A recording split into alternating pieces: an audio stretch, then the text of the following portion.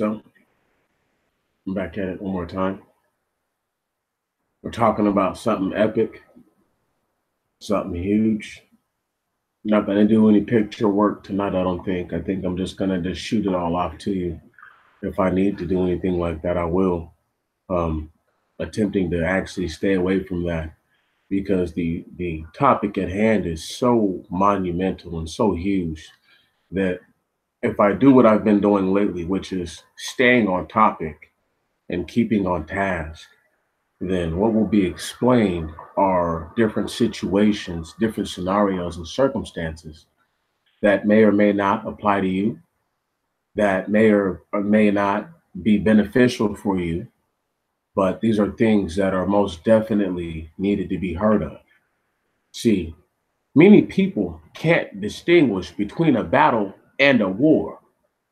First off, you understand? Now, a lot of people will tell you that they're synonymous, but the Google definition for such things, as I pull them up one moment,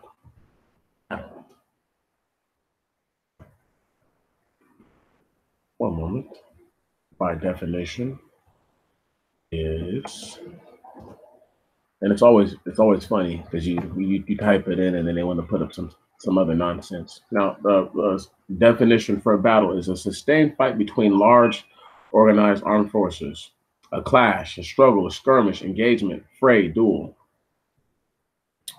One moment. Now let's talk about war. War is an armed conflict between states, governments, societies, and informal paramilitary groups such as mercenaries, insurgents, and militias. It is generally characterized by extreme violence, aggression, destruction, and mortality, using regular or irregular military forces. One moment now. That's just one definition. I'm going to pull up another one. That's the first one that they want to shoot off to you from Wikipedia. Now let's go ahead and type in war definition. A state of armed conflict between different nations or states of different groups within a nation or state. Now understand, a battle is a what? Is a sustained fight between large organized armed forces. A war is a what? A state of armed conflict between different nations or states. Can you dig it? So people can understand the magnitude of a war versus a battle. Number one, we have to distinguish what kind of struggle we are engaged within. If we don't do this, then it's a moot effort, a moot point. If you think that you are fighting in a war, but really you're in a battle and you expend all your resources for this battle, you may have actually cost yourself the war also. So this is why. What up, y'all? Hey, are you guys all right out there?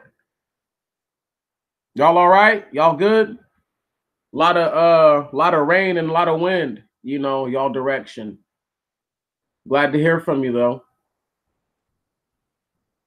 But as I catch up with y'all, I'll get back to the little spiel. But a war can be lost within a single stroke because a person believes that a battle, once again, which is just a large conflict that is drawn out, no problem, right on. Always got to ask people. It doesn't hurt to ask, you know. Hey, Tammy.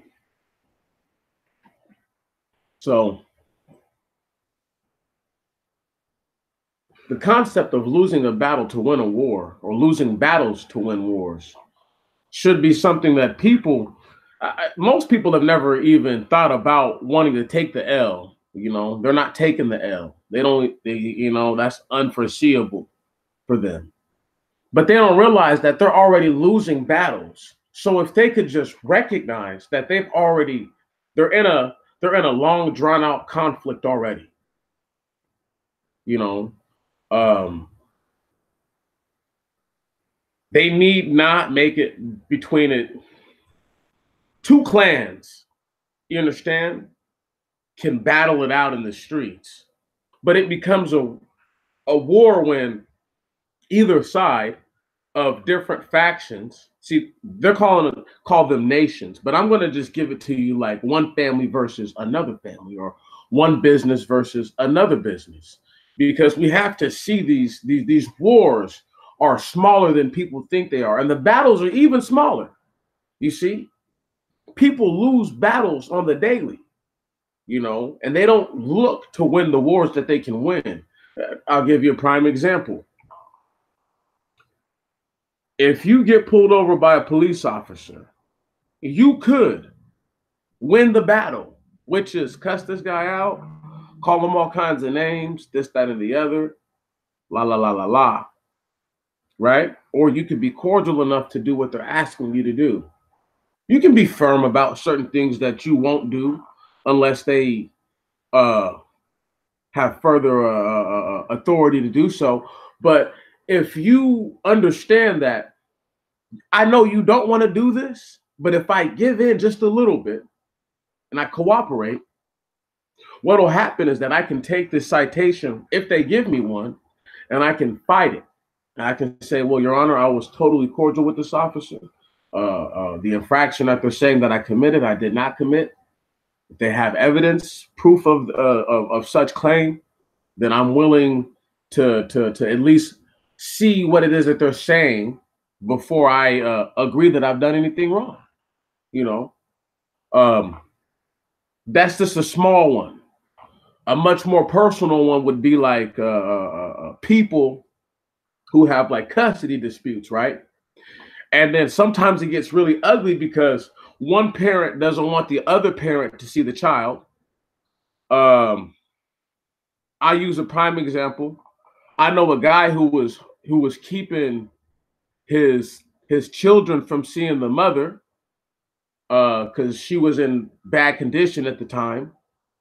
But when she got into better condition, she started to petition to see the children. And then she started a petition to actually get custody of the children. Now, I'm going to tell you how this man lost this war by winning a battle. See, the lady was dating somebody that he didn't approve of, right? The guy put his hands on this man that she was dating. They call, get it reported. Now, this is the little battle that he won. Okay, you beat the guy up and you feel better.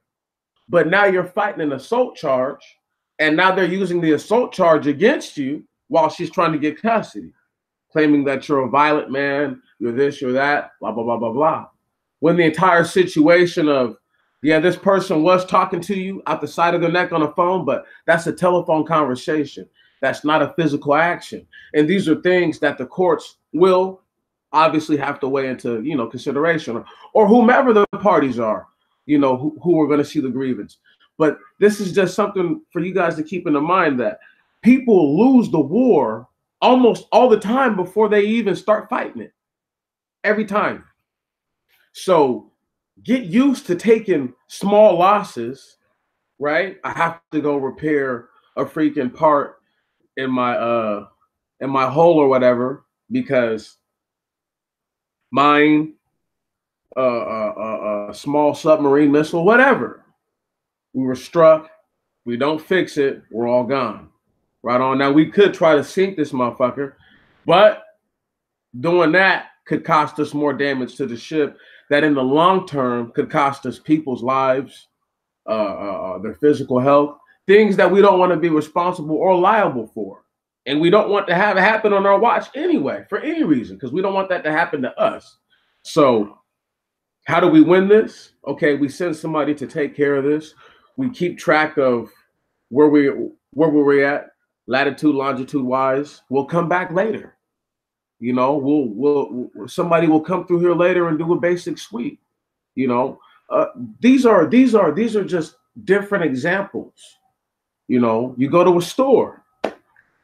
The cashier is trying to overcharge you for something that you have coupons for that are valid for that store, specifically for that location. Right? Now, once again, you go all in on the cashier. Now they want you to leave the store. So, and they might even ban you. Let's say you're banned. So you've lost that war temporarily. Now, you could argue you could get somebody else to go in there, but now you have to go through the whole channels of dealing with other people as opposed to you being able to do it yourself. These are small things that people do to themselves. and they cut themselves off at the leg.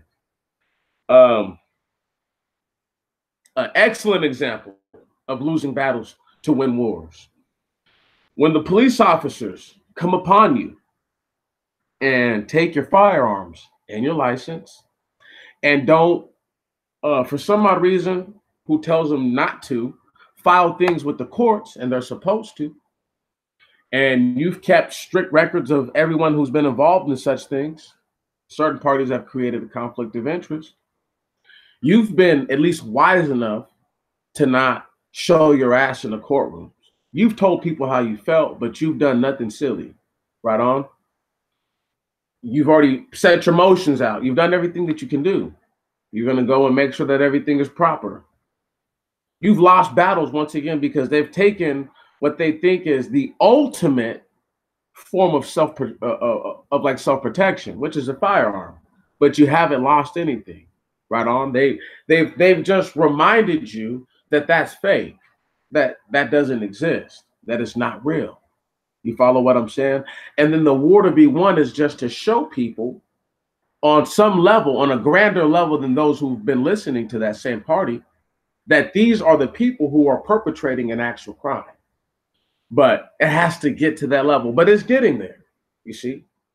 So we always have to keep in mind that we are going to lose many battles, but the wars that we win, as long as they accumulate and further outweigh the battles that we lost, then those battles should be seen as something as happenstance, maybe even necessity for the desirable results of victory to be the outcome. Many people lose because they don't have the mindset to, once again, life over limb. Are my fingers more important than my whole life? I think not.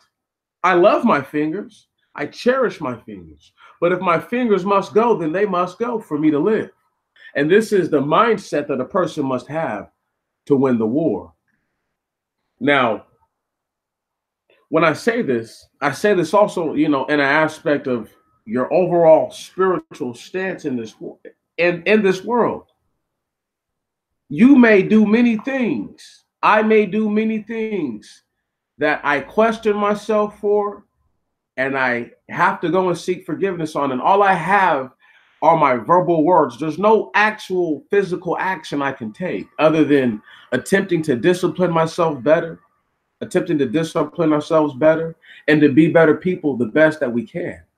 But that's not for us to say whether or not the great authority, the Holy One, is going to give the sort of recognition that we are seeking by forgiveness, by mercy, So we're fighting in an everyday struggle where people realize that they lose small battles on the smallest levels.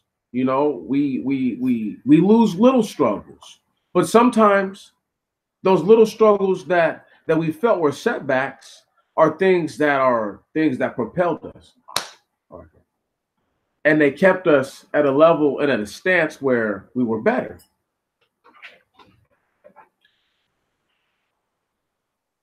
It feels wonderful to be able to hold myself accountable at all times, every time something happens. But it's been such a long time since I've been aggrieved in this land that I forgot how it felt to be aggrieved. But then again, I also remembered how good it feels when you show that I didn't really actually do anything wrong. So please, it's not just spare me and have mercy, have forgiveness. It's, will you at least make this other party render further information that at least supplements their claim, not just what they have to say out of their mouth.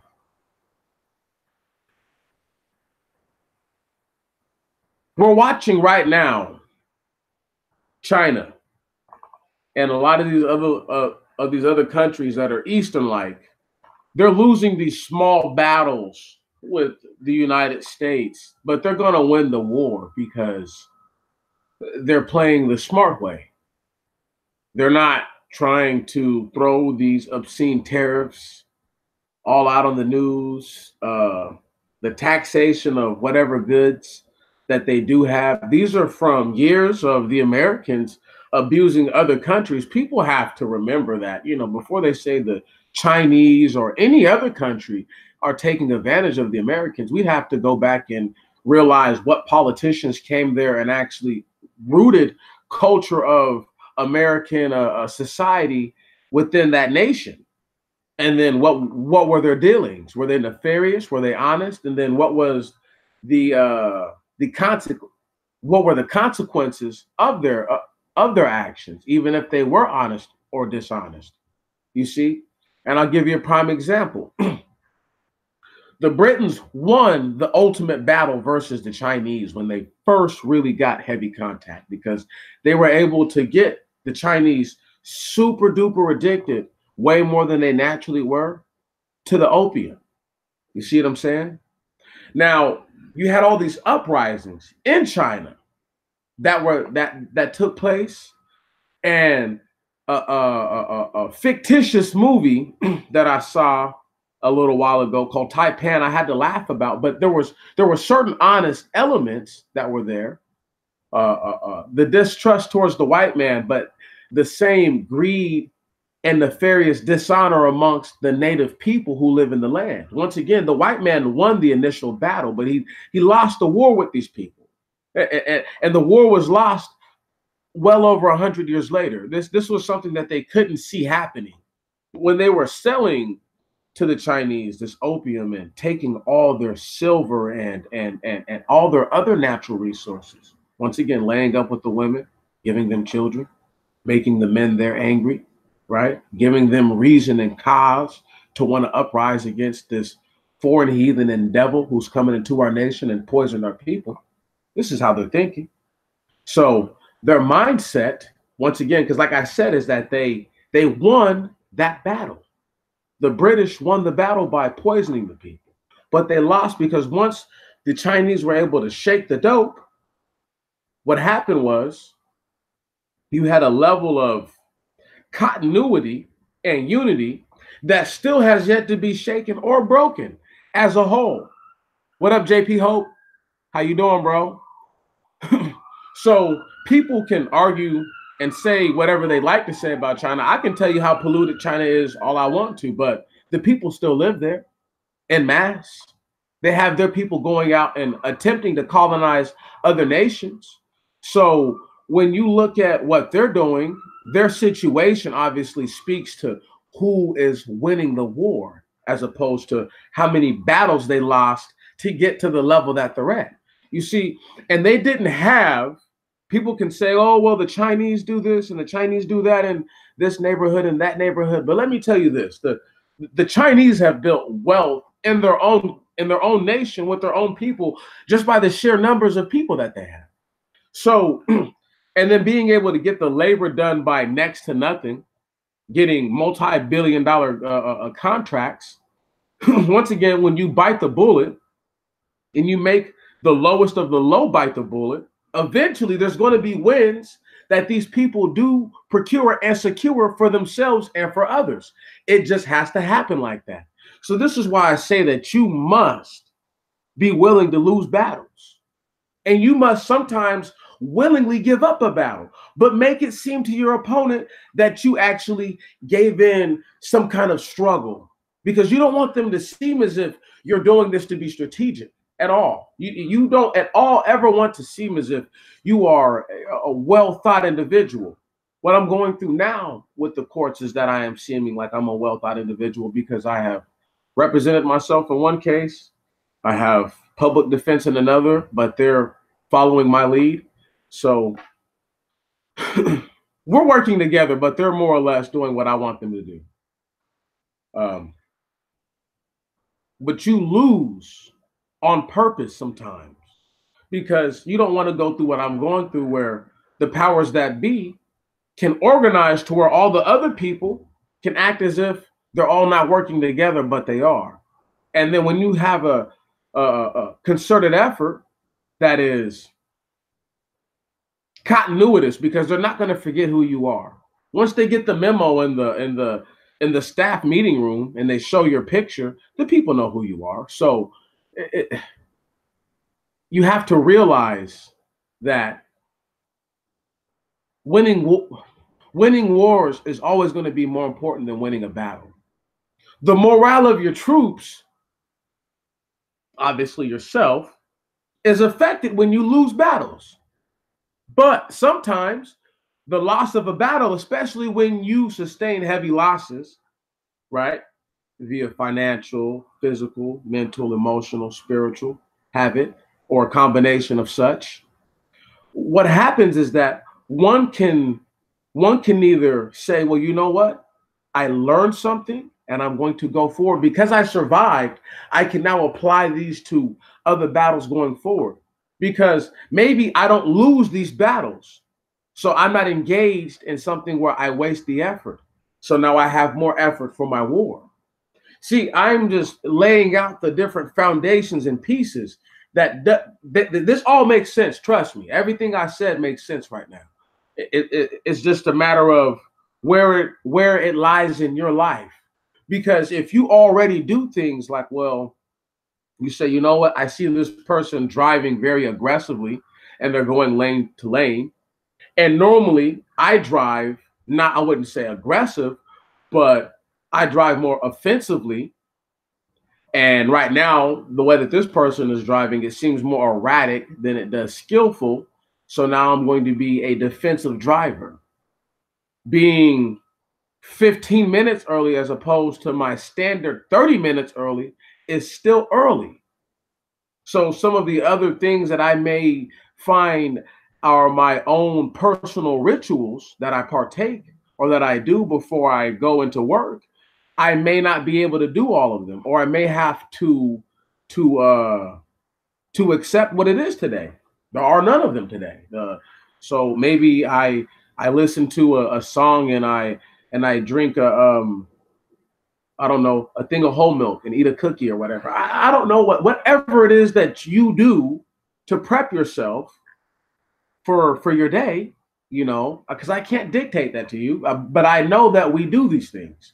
So a person has to be willing to go into a situation knowing that they could lose, and that as long as the ultimate struggle is still sought after, which is the victory and the ultimate war.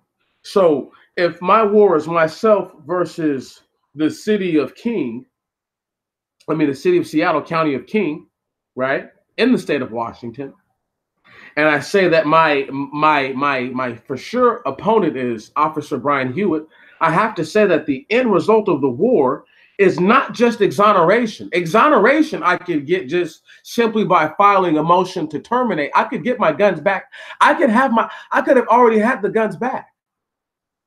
I could have had the guns back. I just want you guys to know that. I could have filed a motion to terminate last month when the judge wanted me to, before I went to the civil rights place saying that I was going to seek to nullify the warrant. I won the battle of speaking those words, but I hampered the war because now there's a more prolonged concerted effort and a criminal case now where there was just a civil matter. Needless to say, I can still file a motion to terminate. I've already filed a motion to dismiss. I filed a motion to I want to say vacate the judgment of the judge that was made against me. And the judgment was that I was not in compliance. So when you do these things, you have to know that you could be not jeopardizing yourself, but you could be hampering yourself. Don't get in your own way. Get out of your way. If you know what the plan is already, stick to the plan and do nothing else. Because this is why most people, once again, they will win the battle, lose the war. I could have lost the war simply. This would have been the easiest way for me to have lost the war. To have lost my cool when the judge passed the unrighteous judgment a few weeks ago. I could have totally blown this entire thing for myself. But what I did was I gave myself the ability now, once again, and the long-term scope to have this judge's mindset and their cognitive ability questioned. So if their coherence is in question, then the coherence of the judgment is in question. You see what I'm saying? Then the the entire matter as it stands is one from a person who was incoherent from the beginning, or they lost their coherence at some point in time, and it beckons the question if they were ever actually truly mentally there. So this is why you don't want to try to win all the battles. Sometimes you can win every single one. Yeah, sometimes you're the first person to the store. You get there first. You got a discount. Every light was green. Everybody waved at you. Right on. Can you dig it? Can you dig it? And you won the war. Got to work on time. Got to work, made it home safe. Got to see the kids. Got to see the wife or the husband, whoever the person is right now, right? And lived. So everything could go your way. But I am saying that it is more fruitive to go ahead and say, you know what? I could lose. I could lose. I may lose.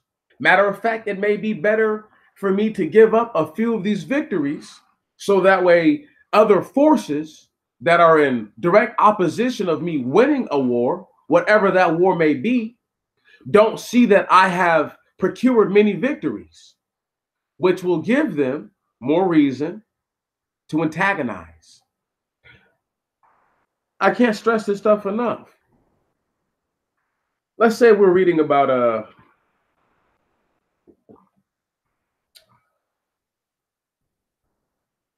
let's say I'm in the book of Isaiah, right?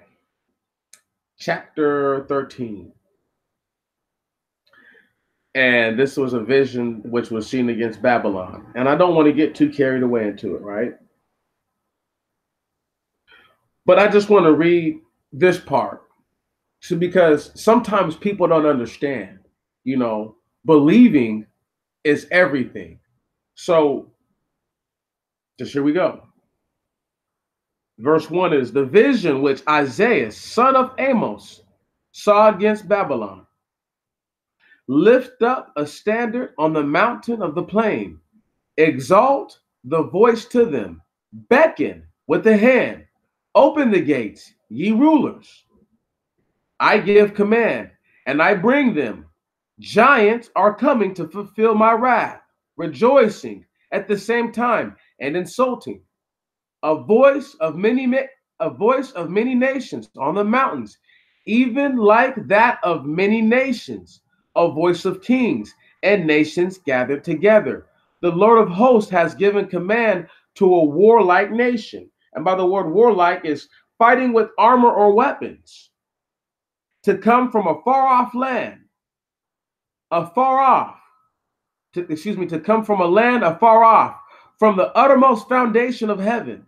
The Lord and his warriors are coming to destroy all the world. Stop. The reason why I say that is because people stand around and they think that nothing's going to happen. So they're winning all these little, what they think are worldly battles, you know. They're getting to do scam artist moves on old people. They're getting to go into places, and not so much anymore and cash bad checks, but they're able to get fraudulent credit cards. They're able to still take and steal people's identities. They are, in their minds, they are winning these battles and winning these wars. And they couldn't possibly believe that something like a giant, something speaking and sounding like it pretty much belongs to any and every nation, and many different versions of these types of things, are going to ever come and do anything to them. Yet they live around mountains. Yet most places have mountains somewhere. However, people don't think that the Most High has been allowing these things to win the little battles so that way they lose their wars. I can't stress this enough because this is all multi-pronged. It's not just one level. Um, People would like to believe that losing battles to win wars is just them paying full price for something that they normally get for half off or maybe even more. That's not a battle lost. A true battle lost is saying, okay, my child wants to go to this event, but the people that are hosting the event are of the ilk of people that I don't approve of. My child can't possibly understand what nefarious activities that these people are involved in, nor will I explain these things to my child at this point. I simply tell them no. My child feels as if they hate me or they have some sort of disdain towards me.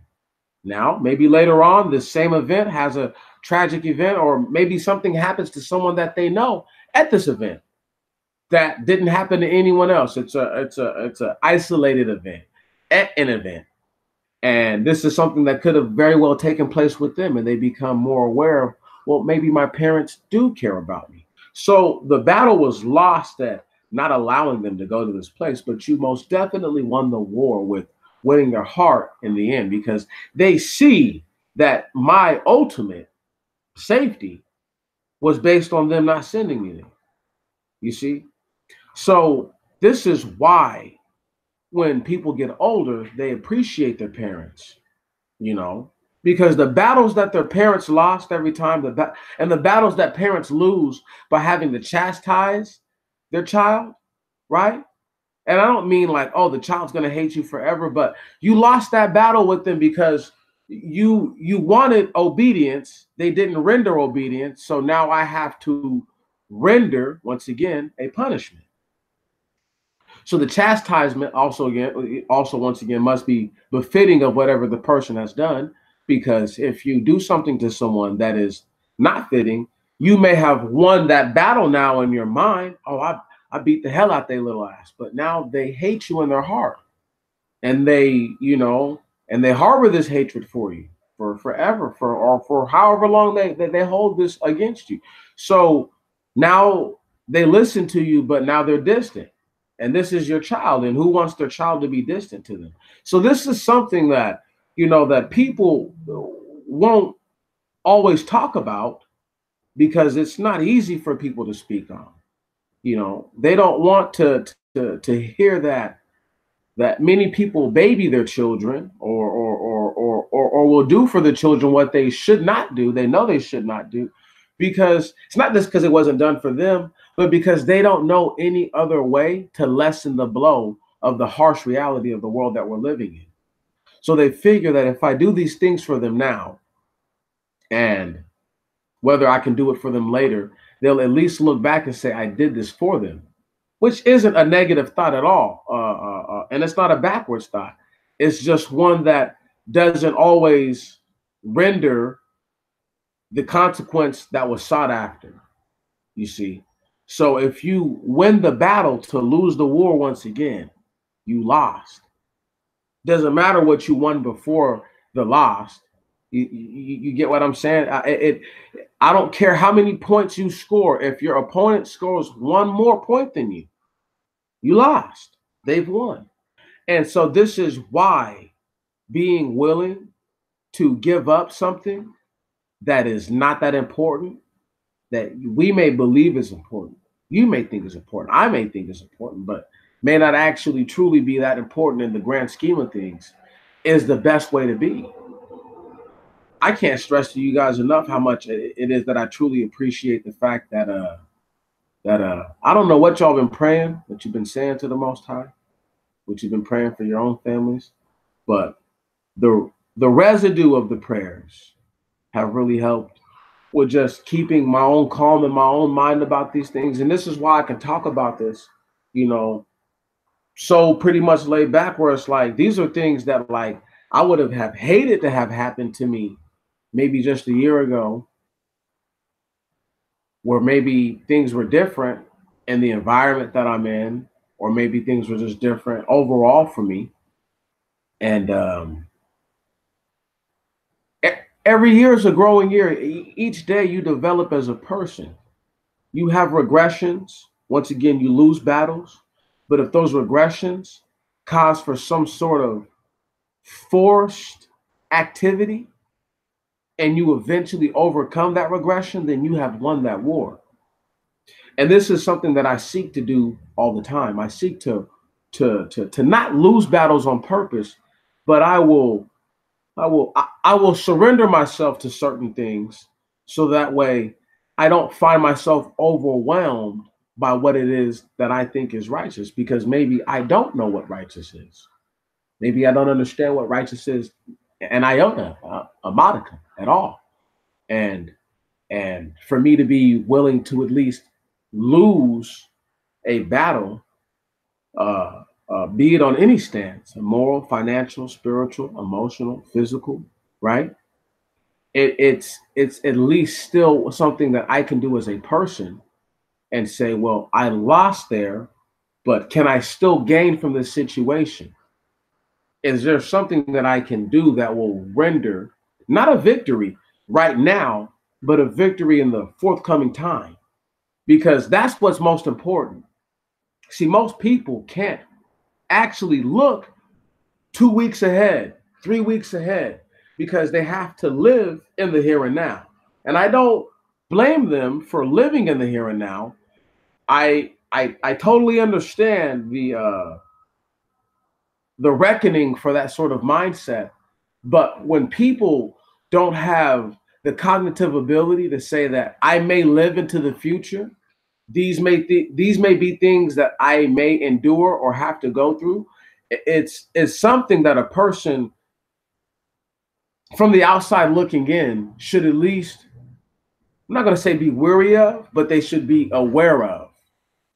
And it should be something that is forever in their mind, because this is someone who has shown you that thinking forward is not something that they're going to do willingly. They will only think what is forward or going forward in that capacity if they feel that it is totally beneficial to them. And that can't be the case. You see, we can't be in a situation where people think that everything is going to help them, because that's the problem that we're having now, is that everybody, once again, they want to hear the get rich quick and the fix it right now schemes. They don't want to hear, if you save your money and if you do this and you do less of that, then maybe your dividends will show a difference. Um, um, to be perfectly honest with you, most people just don't want to give up what they think are necessities that are truly desires. I'll give a really good one to you. There's people who are paying car payments, right? But for the car that they're paying a payment on, they could have already maybe bought another car that they owned, not as new, maybe not as nice to them in their mind, but still a nice vehicle that was paid off, that they would have had all the money to put maintenance in easily. And these are hundreds, if not thousands of dollars they would have saved. Now, a person can easily say it's their money. Of course, it's their money. So they do with it as they please.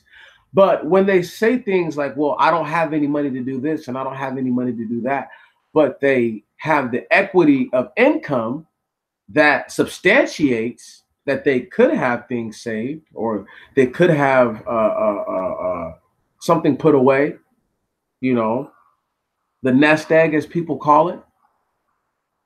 But because it's in the mind of many people, what up, bro? What up? It's in the mind of many people to not look forward. It's hard for people to look forward. It's actually undesirable to reach out and to go forward, because if we are forced to do what is based on tomorrow, then people may not act at all. This is why the Most High tells people within the scripture, don't look to the sky when you're out there plowing the land.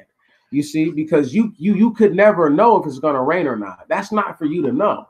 You get what I mean? It's not for you to be trying to read the elements and things like that. It's for you as a person to just do what it takes for the seeds to be able to receive the proper nutrients of the water and the soil being combined with the sunlight, right?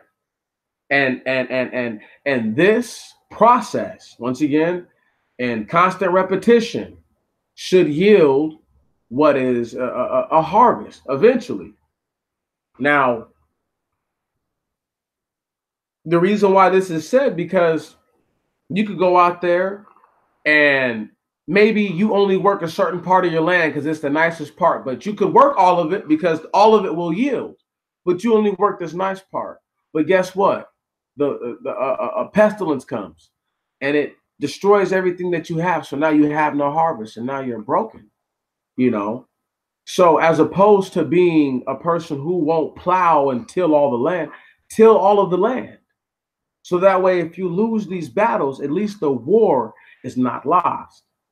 Because you don't lose if all the land that is still, I guess, what you call less desirable, it yields, and this pestilence only goes to the nicer part of the land, and this is the same yield you would get from the nice part. So you're like, I get the same amount that I would get from one plot from this whole field. Well, you didn't lose. You lost this part, but you didn't lose all of it. So there's still something to be had from it. People can't possibly want to look forward. It doesn't do anything for them. You get what I'm saying? It doesn't do anything for them. Uh, Sometimes you have a plan to do something, and then you have to change it up a little bit. Like for example, when I first started, I was going to talk about things that I know that I'm like absolutely positively for sure not wrong about. I don't have to be right about it, but I know I'm not wrong about it either. And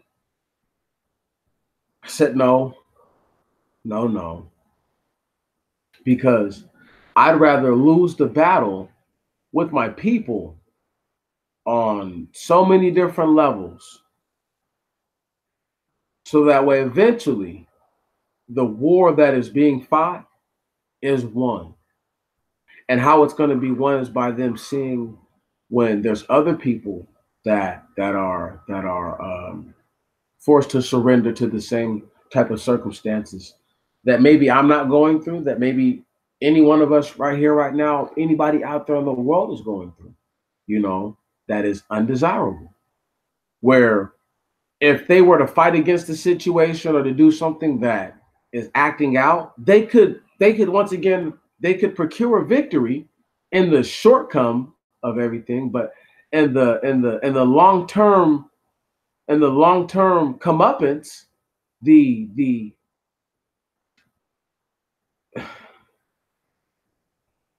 the consequences are far too grave.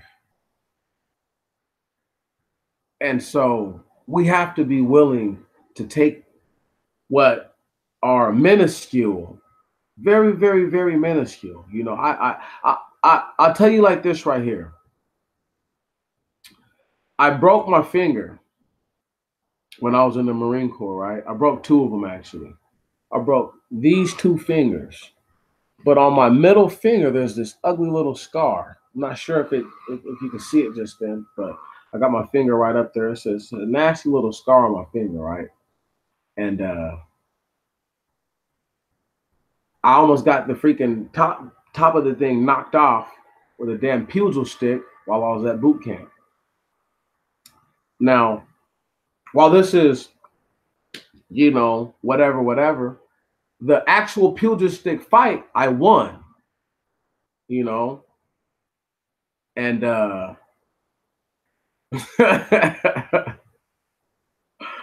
right on, bro. You know, but I really almost like lost like the freaking top of my finger, you know what I'm saying? And like I remember just feeling like if that had been a real fight, me versus this person in real life, I'd have gladly have lost my finger because butt stroke to the head, vertical butt stroke to the head, death is better than being the guy who I guess I save my finger and then maybe I lose to this guy, but that's a sign of who you are. You understand what I'm saying? These are little defining moments in our life. You know, I was sad after that because I had already been injured before, and what these guys didn't know that I knew coming in was that being injured, your chances of leaving the depot as a Marine are, greatly diminished. If you're injured again, when I was there, this is in 2009, so they're just going into Afghanistan. That's just jumping off. The Marine Corps just met its numbers. They were like 279,000 or something like that. So they were starting to haul it all off and then taper off the numbers. So there were guys who were stuck there for years before this happened. And all of a sudden the Marine Corps didn't need them anymore. So they were sending these guys home. And I remember them telling us, the chaplain came in and told us, he said, if you guys get hurt again, you're probably not going to make it through boot camp. And I remember being told that. And I was like, okay, you can't get hurt again. And what do? 2 days into freaking getting picked up with another damn platoon, get my fucking finger smashed to nothing. So yeah, I was a little distraught because I for sure thought I was like done. I was like, oh man, they're gonna send me home, and this will be my legacy. The guy who didn't make it because he came here and got his finger smashed by a pugil stick after having his foot broken and coming back from that. But anyway, losing the battles to win the wars. I lost the battle of looking like a badass while I was still in boot camp so that way I could get out of boot camp because I had already got hurt by trying to do what other people were doing and being flat-footed and not having, an arch, doing certain activities, after you've been on your feet for a certain amount of time. And I'm talking about flat-footed to the worst degree. It's just not beneficial to your feet,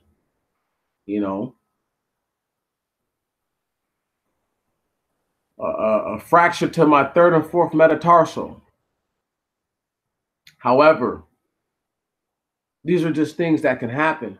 And I just remember not trying to look like, like a cool guy anymore and just trying to trying to do what was most beneficial.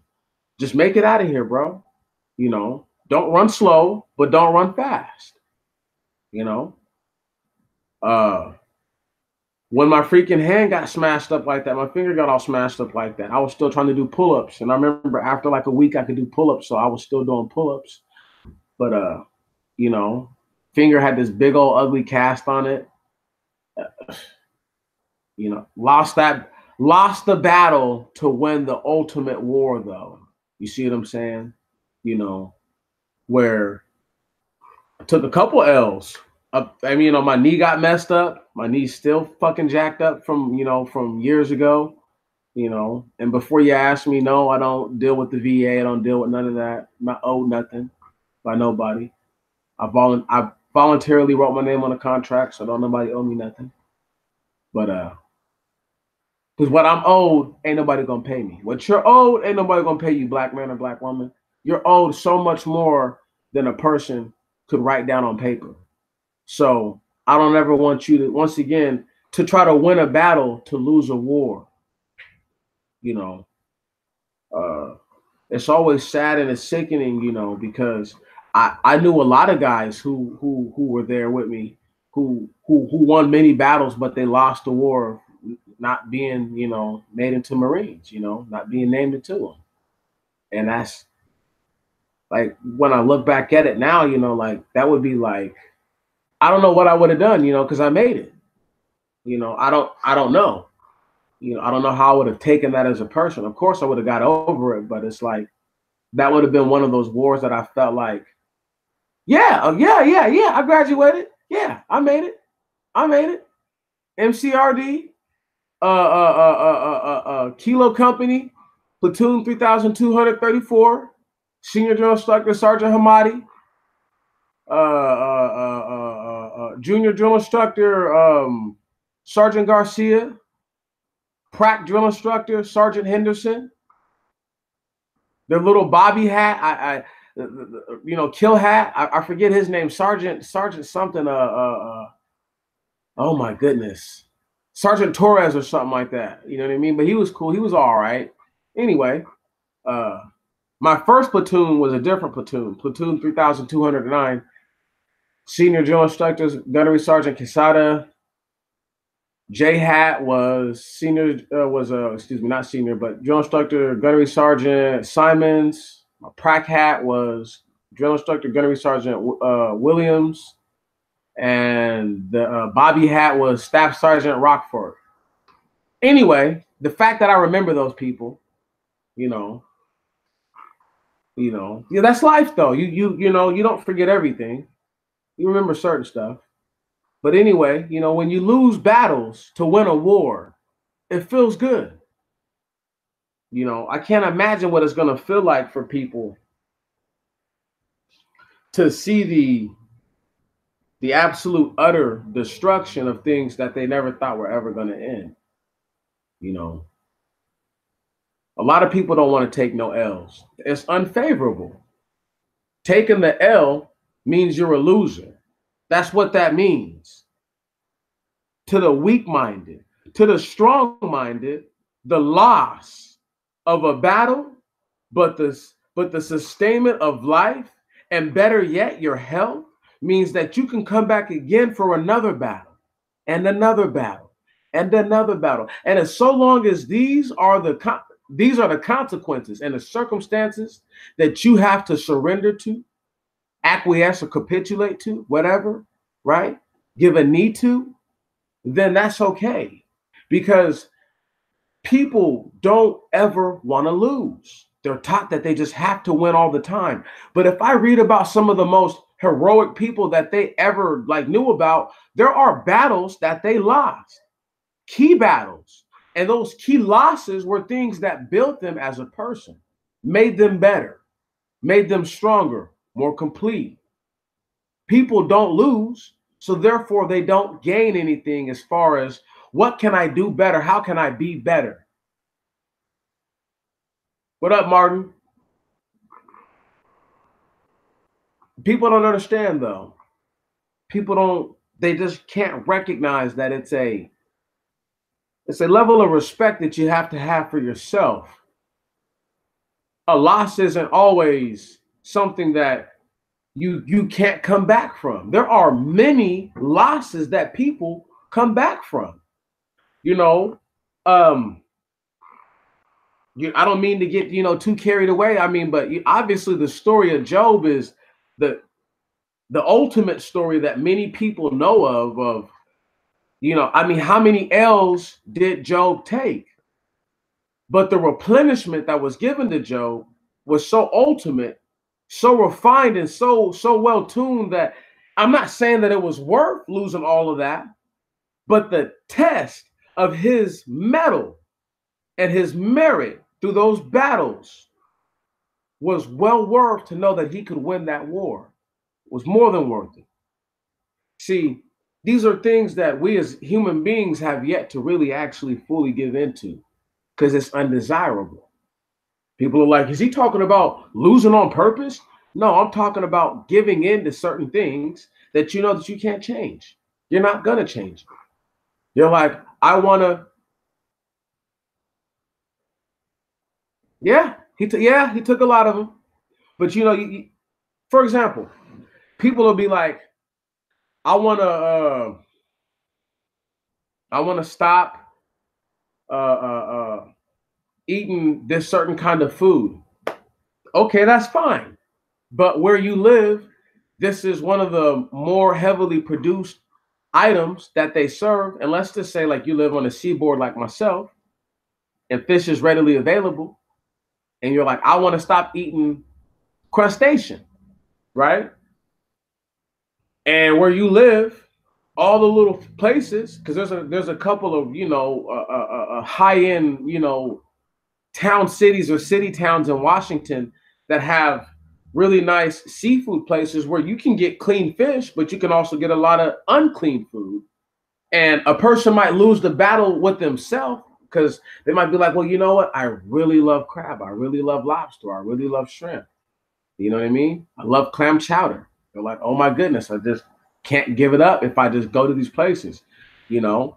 And they're unwilling to not go to these places because let's say they make enough money to frequent these places. It doesn't bother them financially to go and spend $20 on a plate. It doesn't move them. They have the bread for that. So when you have people who won't surrender, once again, this is a loss. I'm not saying that they should eat something dirty, but if they know that they're going to do something that they shouldn't do, they should at least know how to win this war ultimately. So they say, okay, every time I go to these places that have crustacean, I always get the crustacean. So I'm going to go to places from now on that don't have crustacean. And then I'm going to try to find places that only specialize in clean fish, specialized type fish. So that way I can just go there, maybe buy it for myself, and then prepare it at home. It's a process. It's a process. It doesn't happen right then and there. A person has to experience certain things like maybe getting sick, maybe deathly ill, before they figure like, you know what? I don't need to eat that stuff. That's never happened to me, but I know people that's happened to who don't eat any kind of seafood. The only kind of fish they eat is like salmon. That's it, and they like eat halibut, like really clean fish, you know what I mean? Like stuff that like cost a little more money to go and, and procure, if you want to say.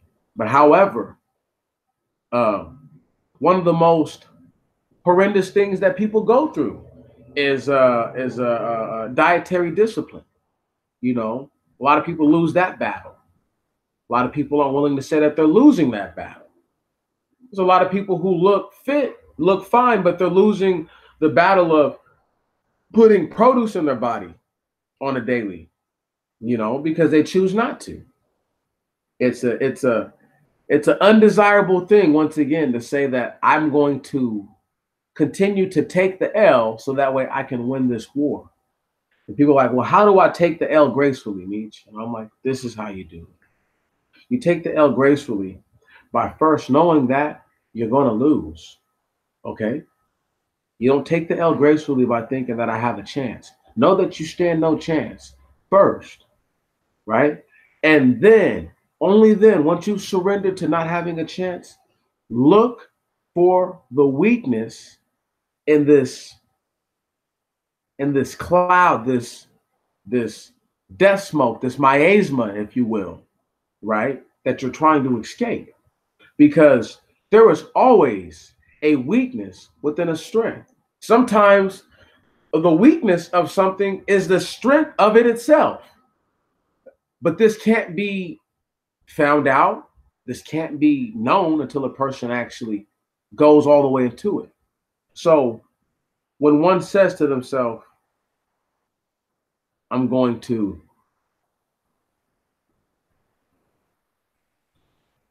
lose here to see what it is that I think that I'm gaining.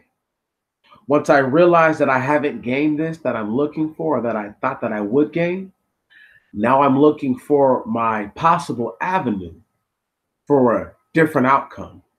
And it can be sought on just that measure alone. If a person says they want to stop smoking cigarettes, forget cigarettes. Even though that they say that's harder to smoke than what I'm about to say.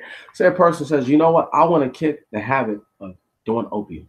And eventually I don't want to do anything. Person says, all right. They do methadone or they do Suboxone or whatever, right? And they finally get to a level where they went from smoking, I don't know, a gram or better a day to smoking or injecting. Because some of these, some people don't. This is what you guys got to understand. I'm not sure if y'all know this. Everybody is not slamming the dope up their vein. There's a lot of people who still smoke the dope. You know what I mean? There's a lot of them who smoke it on foil. There's a lot of the people who've been smoking the dope for years who found out years ago smoking the dope on foil was unclean and it was bad for their brain, giving people, you know, early onsets of dementia and shit like that. So they started smoking it on glass because glass is cleaner. But anyway, you got people who are slamming it, people who are smoking it, people who are snorting it, but they're trying to get clean. Finally, they go down from doing a gram a day, well, however they get it to their system. They're like, okay, bam, I'm down from a gram to a half. They no relapses. We're just gonna imagine that while because they're losing the battle by still doing the drug, but they're trying to win the war eventually. They say, okay, bam, I'm good enough to just use Suboxone now. But they don't want to get addicted to Suboxone either. So they say, okay, what activity can I do? Or what natural product can I introduce to myself that doesn't cause addiction, that will maybe not stimulate my body, but it will at least take away some of the effects of the person who's withdrawing still. Because people have to understand, there's a lot of people who are doing these drugs who have back problems, horrendous back problems, and the only way that they even feel like they can function is if they have these opiates in their system. As tragic as it sounds, once again, unless they wheedle themselves off the stuff, they're never going to get off. So a person has to see it for themselves. And then once they get off the stuff, they have to not get hooked to the stuff that's there left for them. It happens. You know, there's a lot of people who take prescribed medication. So they feel some type of way about it. I'm not going to tell them what to do. I'm just saying that come the day where it's not so easy to get prescribed medication from anywhere that they're getting it from, Mexico or wherever, which is where they're getting a lot of the cheap meds that they give to people's grandmothers and grandfathers. Then what? When it's not cheap anymore, then what? So to lose the battle, once again, to win the war is a concerted effort. You have to know what it is that you're after. People think that this is for me, it's amazing. You know what I mean? Like I was talking to Andre, you know, if they think that reading about the laws in their state and getting educated on things that are going on in their state are what's the word I'm looking for? Is a loss to them because they could do something better with their time, right? Then they're probably more than likely gonna lose the war. Because if they can't see that they're winning, even if you lose the time, you're setting yourself up for a win later, because these are systems and formalities that can affect you. Does anybody really, like, do people really understand that? These are things that can affect you. I haven't just talked about any one thing. I've talked about a bunch of different things. So when I'm talking about losing battles to win wars, it is just that simple. It is about being willing to cut the hand off and say, okay, bam, I lost my hand. But you know what? I get to escape. I get to come back bigger, stronger, better than ever.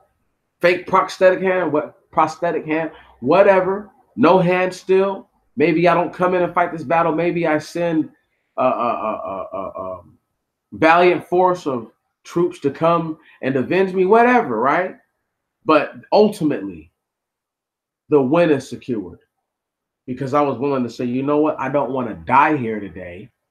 This wouldn't be a very strategic death, though no one can argue when they will die.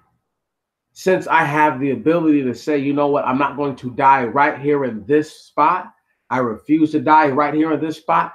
Bam, it's gone. I'm out of here. I lost that. It'll never come back again. The hand is gone. It's gone. It's gone. Get over it. But if I live through this,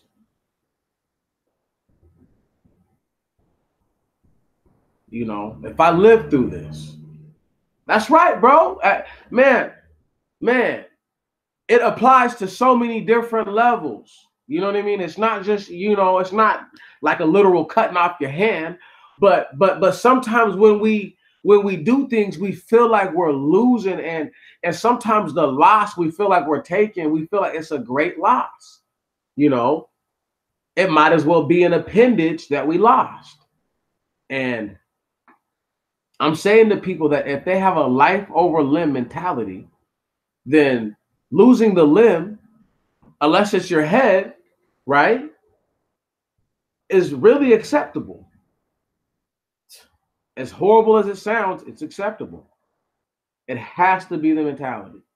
Because for people who aren't willing to give up, to gain, are going to be the people who once again gain to eventually give up.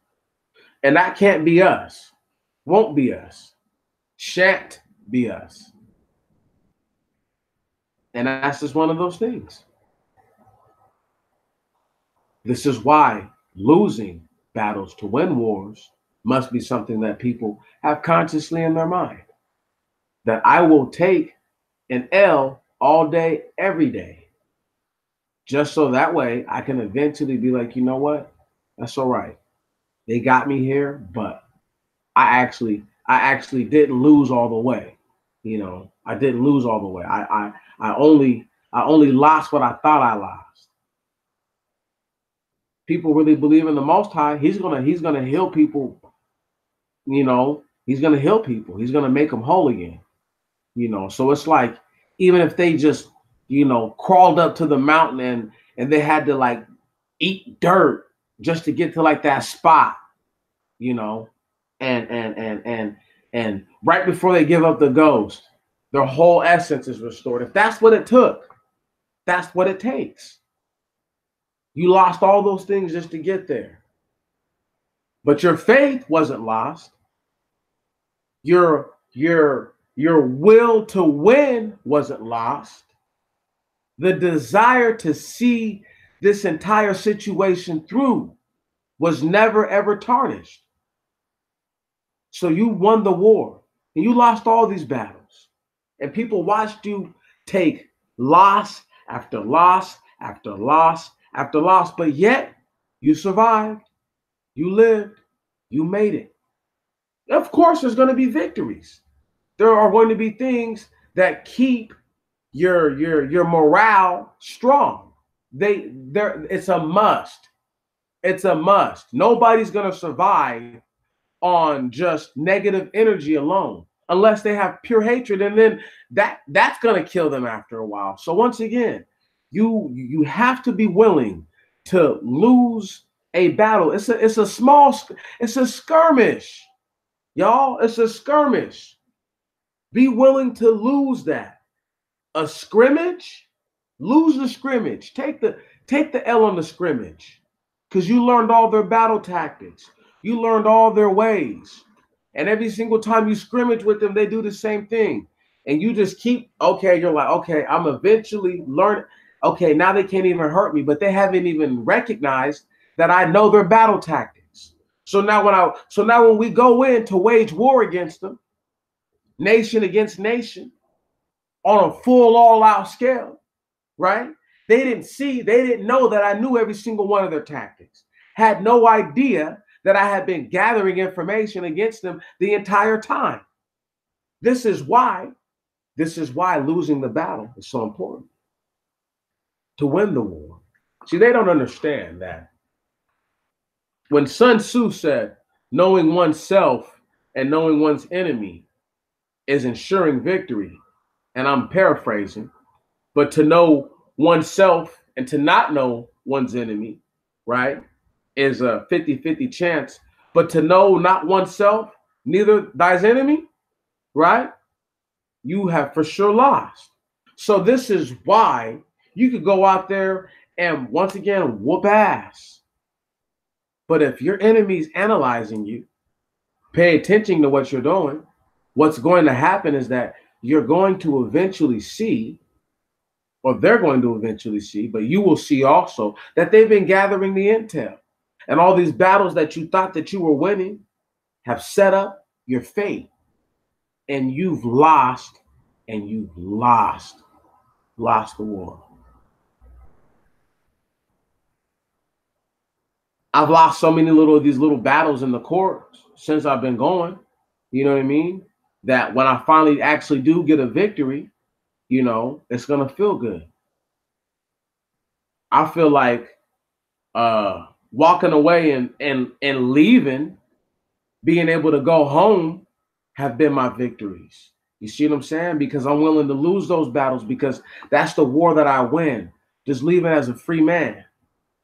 And people who've never been charged with the crime, never been inside of the penal system, you know what I mean? On any level, dealt with, possibly looking at prison time, been a litigant, as they say, defendant, respondent, recipient. It's different. Totally different. Life is different. We think about it. It's just different, y'all. It hurts because I'm trying to really give what I know about this life. Sometimes losing battles to win wars means paying your rent ahead with all the money that you make, so that way you're ahead of your rent a whole month ahead. So that way, when you go to work later on this week and you work however many days consecutive, you can try to procure rent for the month going after that. And the few little times that you have worked out and trying to work out the other little things like getting your stand jumped off, right? Because you went out there today and did a little work and you're hoping that the little bit of work that you're doing is actually going to eventually put you in a spot to where it doesn't matter however much I make a day. Whatever I make for myself is mine. So to lose these battles of having my finances affected, right? To eventually win the war of being not so much as it is just totally financially independent, because you need people to buy your product. You need, on some level, you need people to get money. You don't just, money does not just appear out of thin air. That's not how it works. So there has to be some level of connectivity. And the win for me is being able to loosen the bonds of being under the yoke of anyone else, or pretty much being in a situation where I was able to get a job anywhere, but being charged with the crime, right? When people look that stuff up, it doesn't look good. So therefore, now it's hard to get a job and it's much more difficult. And you're better off just not, you don't want to put your business out there with all these businesses for everybody to know that, you've been charged with this crime. So you lose many battles sometimes. You lose a lot of little battles. It's just part of how it goes. So many people, once again, this is how you know that, like, the rappers and the stuff like that are fake, because they talk about winning all the time. Like, they never lose, right? And a person like that who never loses, you don't want to be around them when they do, because they've never taken a loss before. Better yet, if they're winning all these battles, right? You don't want to be around them when they're about to lose their war. Trust and believe that. You see what I'm saying? A person's good luck, their fortune will run out. Why would you want to be around someone who, once again, they've only garnered good favor, right? Only to have their good favor to turn fatal for them at a moment in which you believe that their good favor was going to rub off for you or onto you. But now it's cost you the ultimate. It cost you everything. People can't understand why being willing to say, you know what? If losing a battle is not going to the club on the weekend, just to find out that that same club or that same area that you didn't go to got shot up, or serial stabber, or somebody drove a fucking car into a crowd of people, right? So you won that war. You lost the battle. You didn't go and have a good time and get your swerve on. Nope, you didn't do that. But you won the war, though, because now you're still around, intact and one piece, and ever more thankful. These are small things that help a person to have better faith. You know, you can't ask for people to just get faith. They have to go through things. So this is why I don't want a person to just, oh, they always win, they always win, they always win, they never lose. You see what I'm saying? Because bam, when they never lose and they always win, they don't know how to take any kind of adversity. It has shown so much, shown all the time. Some people actually deal with being in a power position very well because they were born and groomed to be in a power position. Abraham Lincoln wasn't born into power, so it was easy for him to say that, virtually any man can stand the test of adversity. But to test a man's character, but if you want to test a man's true character, give him power. So this is coming from somebody that they considered a cracker, a lubber, all kinds of stuff. So he's not from the upper crust of society. And the importance of this is because he understood the other side of it. Now, a person who only understands, once again, the victory, right? Not taking the L, they can't possibly understand what the L does to you. They don't know. When you lose something, when you lose a person, right? Losing family members, loved ones, you know what I mean? Who may not be a direct family member, a friend, who you may not consider a loved one, but you consider them a friend, right? However that works. That's a battle that you lose in your life because you haven't lost the war yet, because your ultimate goal, unless that person was everything that you were living for, then I'm mistaken. But if that's not the case, and normally it's not, you see what I'm saying? When they lose just somebody who's just close to them, not their everything, people trudge on. People trudge on. People continue to fight because there's something to continue on for. And once again, when you lose things like this, when you lose people like that, when that happens to you, sometimes the callousness that follows is a needed part of the arraignment of things that you have to procure the victory. Maybe you were too lenient on others before. Maybe you were too nice to others before. Maybe now you're just kind, but you're kind with a firm meaningness to stand up for yourself. These are things that I can't dictate for anybody, but I can only presume that these are losses that they've taken in their life to become who they are. So if these are things that they're willing to do, once again, if they're willing to lose to win, eventually it will happen. But if they're not willing, you see, if they're not able to accept and to understand that you don't get to just wage war. It's not how it works.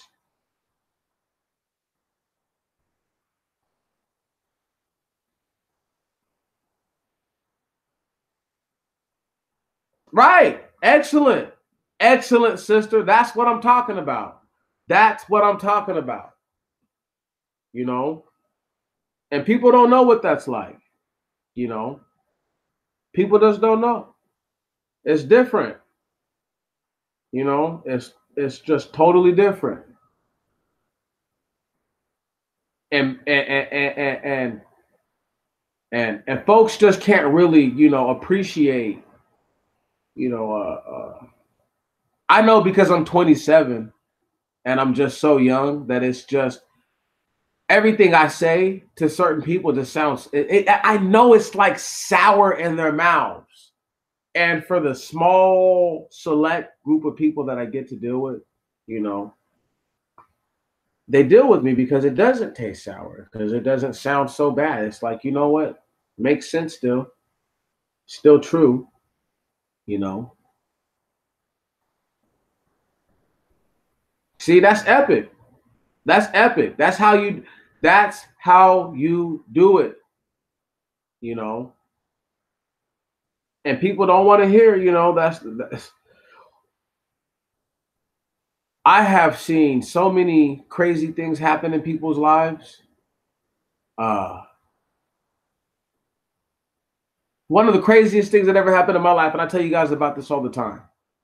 You know, I applied for a job at Winco, and I was going through a lot of financial turmoil at the time, and I was going through a lot. And Rontez McClure, may he rest in peace, and may the Most High have mercy on his soul.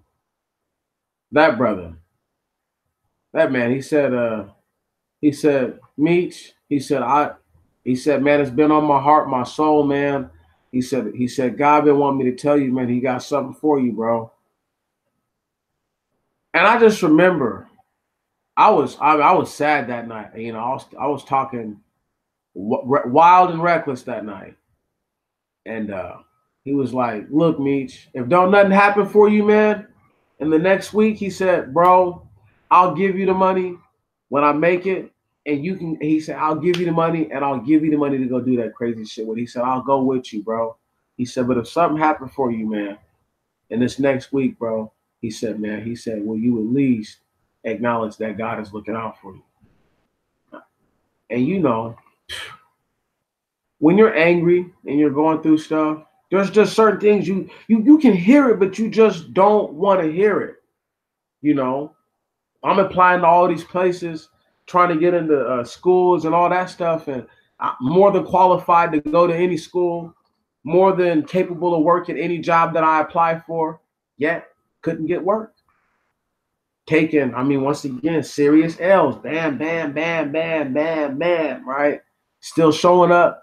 Being a fucking reservist on the weekend, doing that dumb shit pays you nothing, and they expect you to be willing to get your face blown off like anybody else.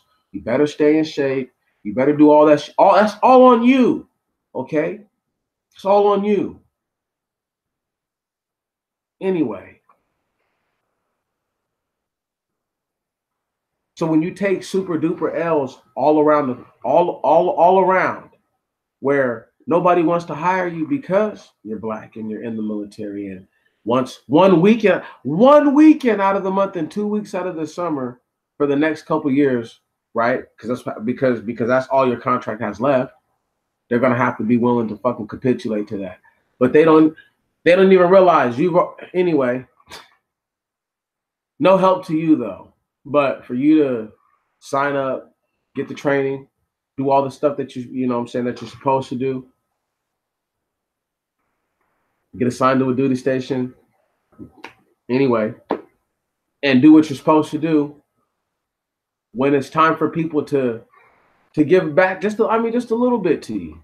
You know what I'm saying? To say, hey, you know what? I can't give you a full-time job, but I can give you a part-time job.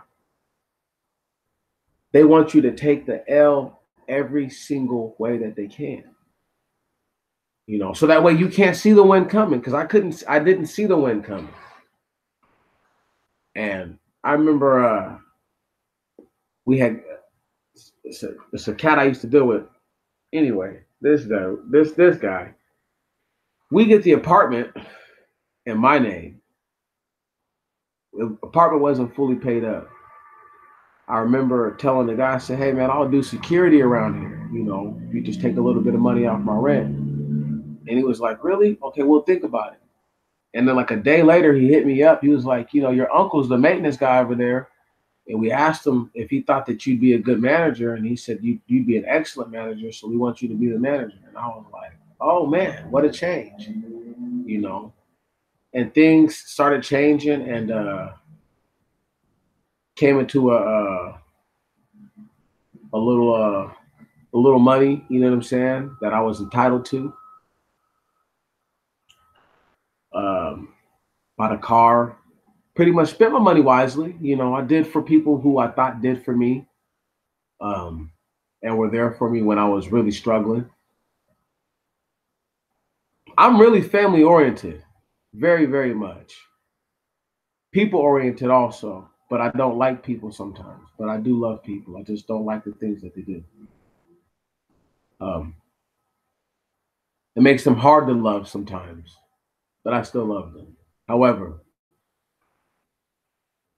lost a lot of battles after that. Being an apartment manager just to win wars, ultimately, all the way through.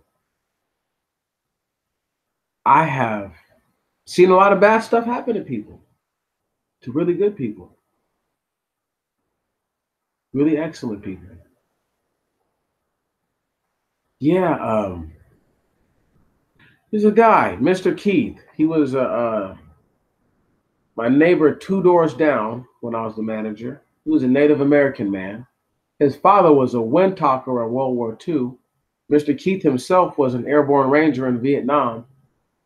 And I just remember taking him to the doctors a couple times, because he couldn't get his family to take him. His brother was sickly ill. He couldn't take him anymore. And I remember when he passed,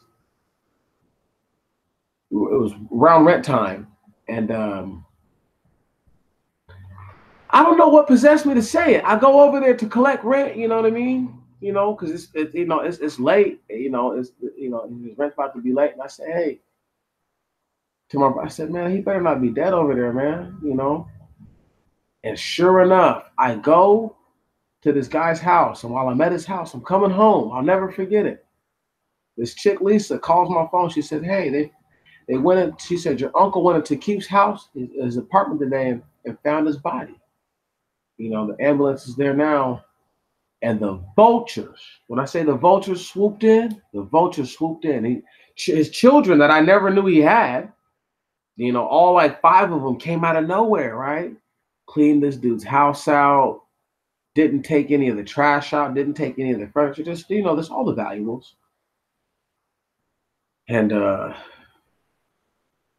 just remember being pretty angry because normally when people were evicted, like it was easier to get the apartment company to get the hauling company to come out there and haul the stuff off.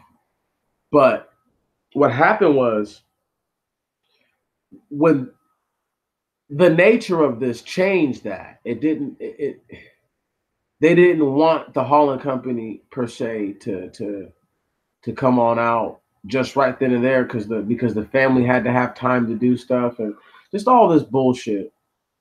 I'm not gonna call it bullshit, but just the formalities of the tenant landlord rules act. However,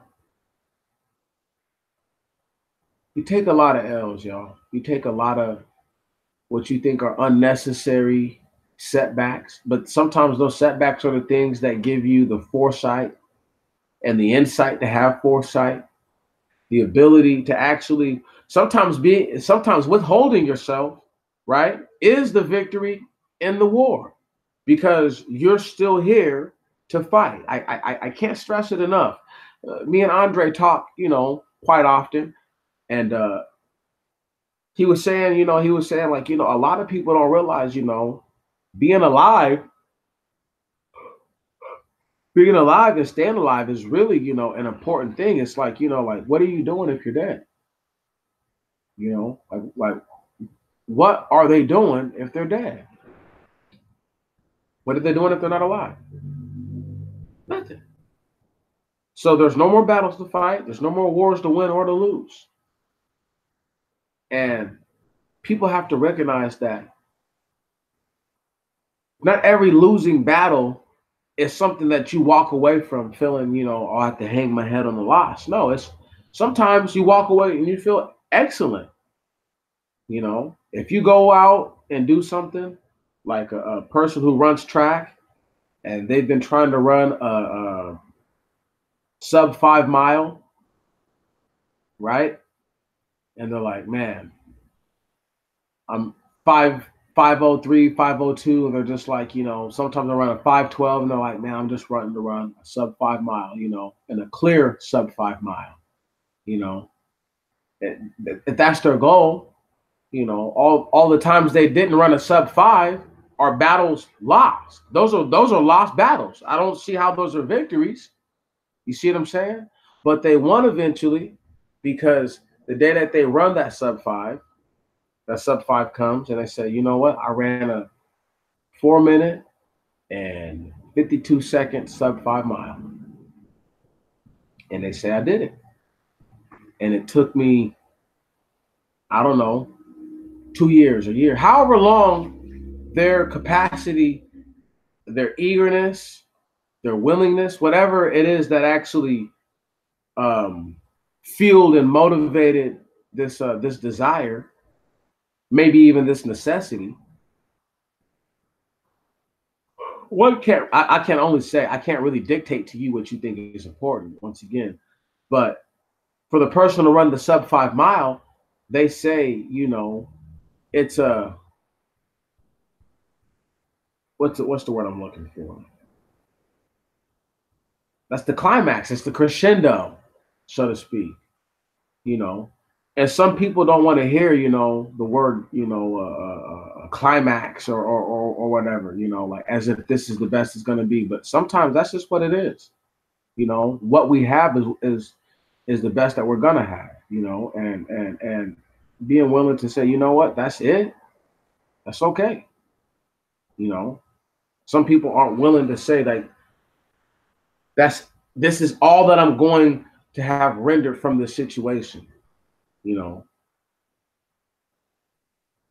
you have to recognize when it's a battle, when it's just a skirmish. You have to recognize when it's a war, when it's two nations fighting. You know, it's a difference. Are you representing yourself on the level of you being, a nation or whatever, or are you saying, you know what, I'm not a nation. I'm I'm just out here battling. I'm just out here fighting with whoever comes up. I don't and I don't feel, freaking no type of way. And that's just how it is.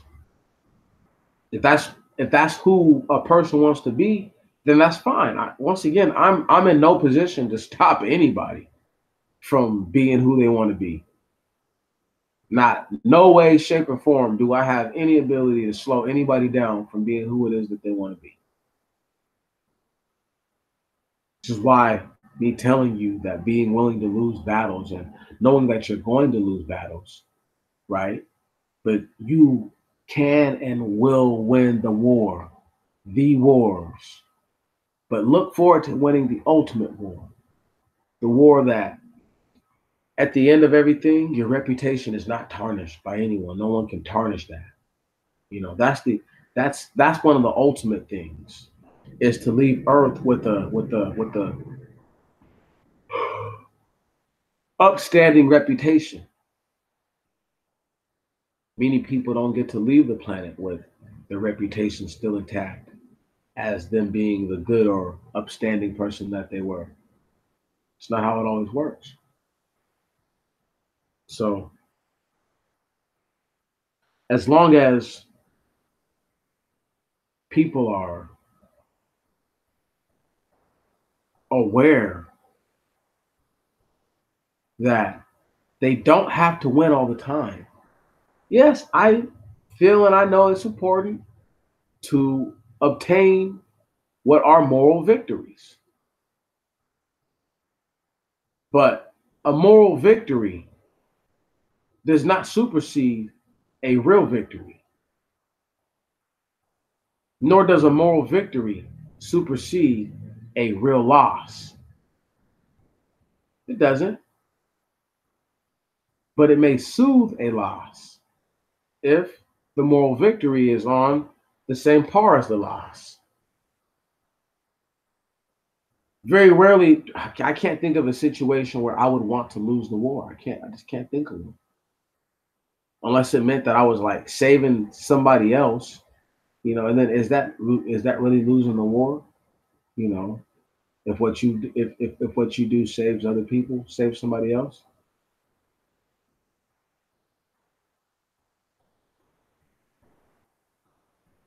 But sister, that's what it's about, though. It's not about having crazy stuff. It's not about all that, you know. Um, the way you live is perfect. The way you live is excellent. If more people live like you, if more young black people have the mind to just wanting to get, to gain property, I want all these things. You know what I mean? I'm working for them. It's the atmosphere is different, you know, today than it was, a little while back. But I don't, I don't allow the loss of favorability for being able to take advantage of things that I feel that my mother and my father didn't take advantage of, and either one of them made enough money when I was a child to probably have owned a house, you know but it's just, I guess again, to each his own. So um it's weird, but they grew up in houses, you know what I mean? Like, my mother and my father both grew up in houses. Like, so I could never really I don't actually understand why we never lived in a house. I lived in a duplex. I've lived in houses myself, as a grown man, that I've, obviously rented out.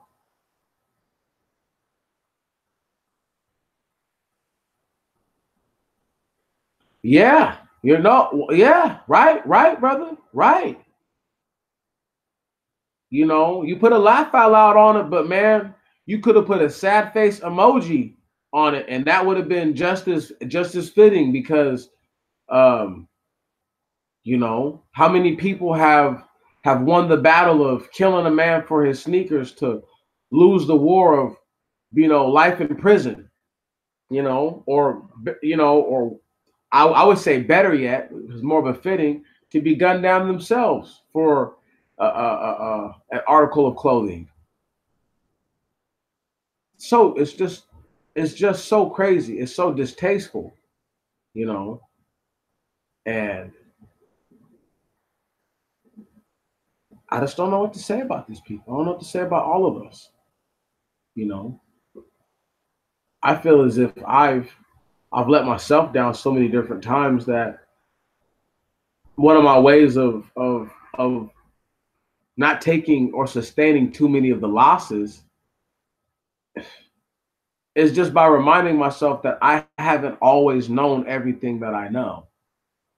You know, I haven't always believed uh, what I believe about the nature of people. There was a time when I really just truly honestly believed that all people were good people. As you get older, you know that that's not the case. It's not even close to the case. It's like it's so far from the truth that people are like letdowns. You know, you see all these TV shows of the way that you believe a certain class or a certain group of people are going to conduct themselves, and they're nothing like that. It is so disheartening, because then you don't know what to believe. You grow up your whole life believing that if you really work really hard, if you're honest, if you have integrity, and in this case, doing the right thing when no one's looking, uh, you maintain the honor of your parents, that, you know, you can pretty much achieve most things. Uh, the more unthinkable things or the more extraordinary things are going to be for the people who are, quote unquote, more talented. But that wasn't always the case.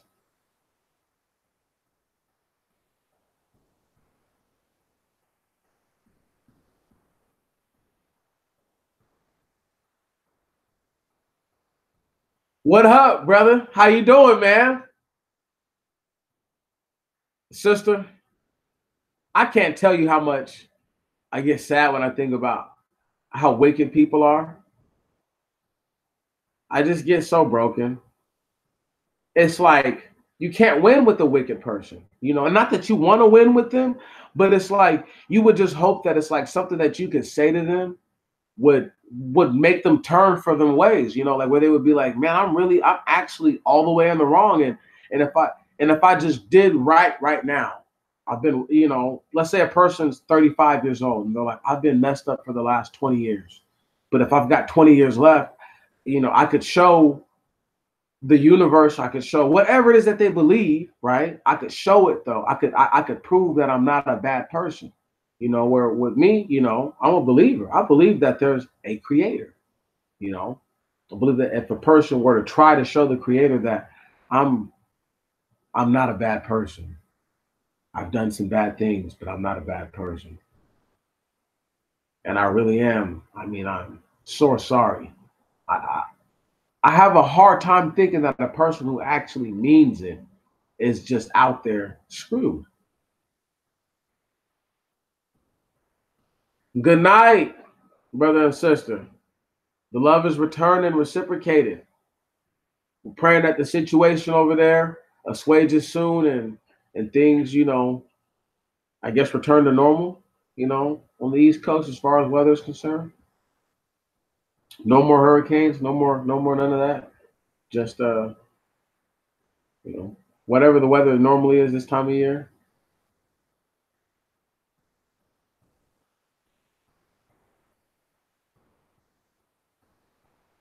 And big bro Roderick, we are here for a reason, man. I uh I enjoy reading what everybody throws down. I just I just like to just read the stuff because it's interesting to me, everything that everybody says. But I love you guys, man. You have a blessed week and just take it easy, Take it as easy as you can. And if you can't take it easy, take it however you can get it, please. I'm not telling you to take the L's forever, but if you know that you're going to get that W, take a couple of those losses, win the wars, because that's how it's going to go. But for the rest of us who are going to maintain on for just a couple more minutes, you know, not that I'm about to just check it in just right this moment, but I do love talking to y'all because it's just so it frees up everything. It just frees up everything. It lays it all out on the table, and I'm not trying to do what everybody else is trying to do. I just want to talk to you. I think that's totally different. I think it would be awesome to have a group of people. If it was larger than 7 people who were listening, but I feel like you know the but one or two people listening is more than enough because I always feel like I say things that are truly beneficial and truly helpful. Sometimes I say things that are rough around the edges. I understand that. I get that. But everything can't be smooth and lovely sounding. Some things have to be rough. Some things have to be coarse. So that way we understand the environment and the circumstances that we're faced with. It is a undesirable action for many people to be in situations that are going to test their merit and their mettle, especially if they've never had them tested. You see what I'm saying? Because there's people who don't understand what it's like to win. You get me? They don't get what it's like to actually fight. They've never fought for nothing. They've lost no battles, neither have they won any wars. Did you hear me? They've lost no battles, neither have they won any wars. They're the most dangerous and the most treacherous because they have nothing to lose, nothing to gain.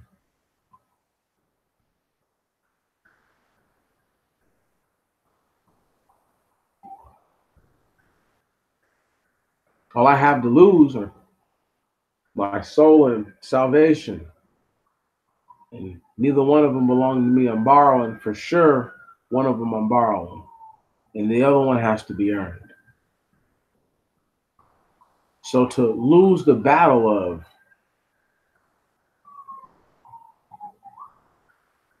fleshly desires on some level, to win a spiritual war eventually, to overcome certain fleshly desires, that's worth it.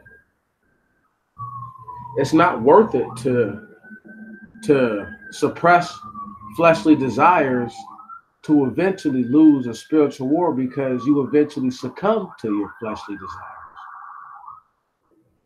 One must have in their mind that they want to win. One must have in their mind that they are in the arena of competition.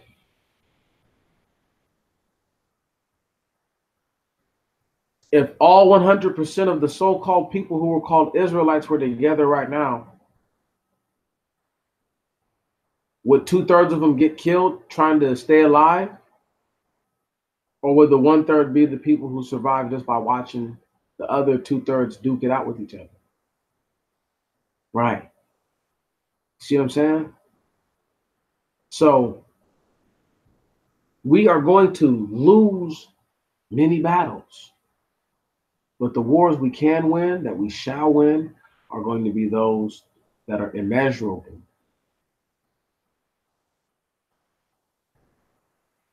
Can't stress to y'all enough that I believe that so long as we, I'm not going to say do the right thing, but so long as we are better than we are not, have in our minds that every victory is not going to ensure success in the war. So therefore, some of these victories, some of these proxy battles are worth, it's worth it. It's worth losing. It's worth giving up. Mm-hmm. Korea, before it was separated into two, during the Korea War, when the North had the Chinese come down and help them out, a whole bunch of Chinese got killed. But there were so many invaluable lessons that they learned from fighting against the Americans that it was more beneficial for them to lose so many people than it was for the so-called Americans to think that they won something, even though the Korean War is a war that is still technically being fought to this day, and neither side has acquiesced to a defeat.